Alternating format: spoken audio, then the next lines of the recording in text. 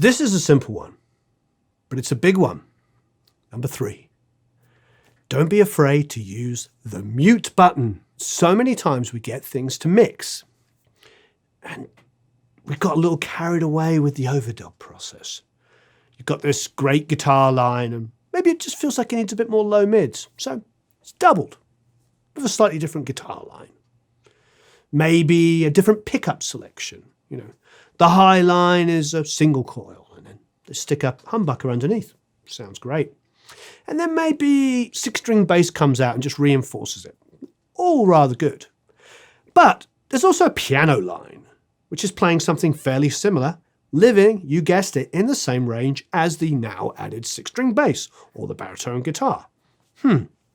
Plus, the bass line goes higher up there, and there's this massive overlap. So you've got left hand of piano, bass guitar, baritone guitar, all of this stuff going on at the same time. And yes, lo and behold, suddenly there's a synth pad in there. So you just have a whole ton of low mid build-up and low end build-up.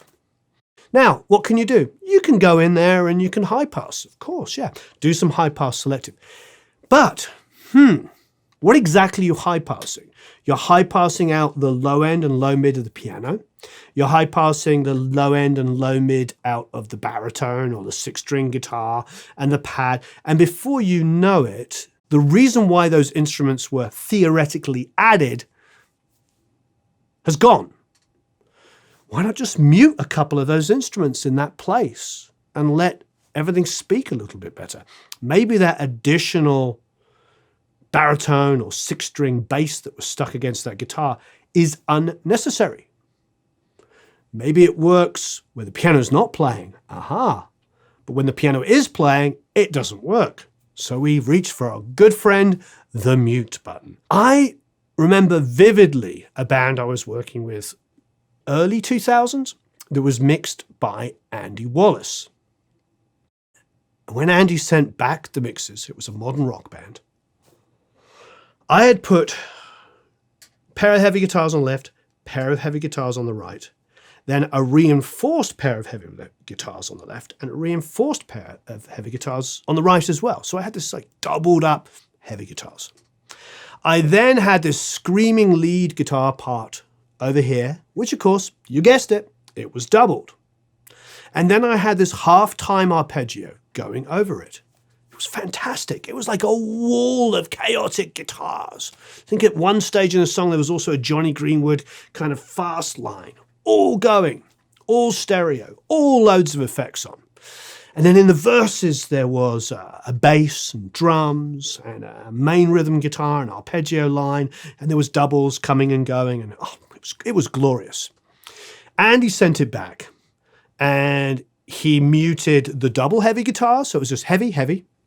He muted the double arpeggio line, only had it once, and then only had the high line come in on the second half of the chorus. And boy, did it rock. It was so much better. Same thing in the verse. Bass, drums, one guitar, second guitar came in on a pre-chorus. It was like bringing it down, and suddenly everything got bigger.